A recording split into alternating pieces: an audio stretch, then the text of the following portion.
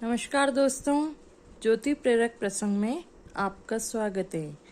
आज मैं संगति का असर प्रेरणादायक प्रसंग सुनाऊंगी।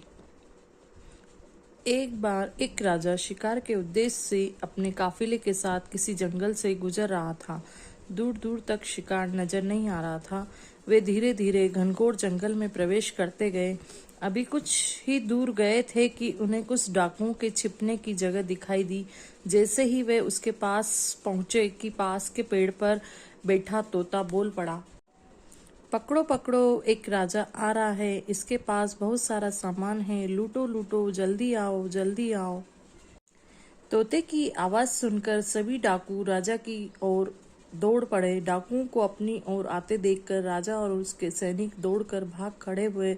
भागते भागते कोसों दूर निकल गए। सामने एक बड़ा सा पेड़ दिखाई दिया।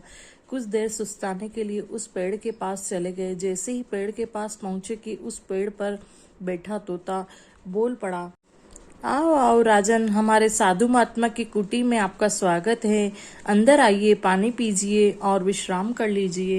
तोते की इस बात को सुनकर राजा हैरत में पड़ गया और सोचने लगा कि एक ही जाति के दो प्राणियों का व्यवहार इतना अलग अलग कैसे हो सकता है।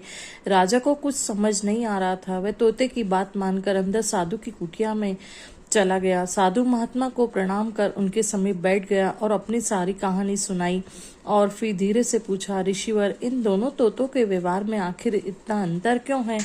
साधु महात्मा धैर्य से सारी बातें सुनी और बोले, ये कुछ नहीं राजन, बस संगति का असर है। डाकुओं के साथ रहकर तोता भी डाकुओं की तरह व्यवहार करने लगा और उनकी ही भाषा बोलने लगा। अर्थात जो जिस वातावरण में रहता है वह वैसा ही बन जाता है।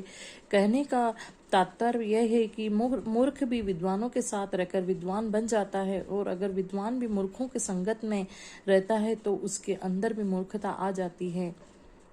इसलिए हमें संगति सोच समझ कर करना चाहिए।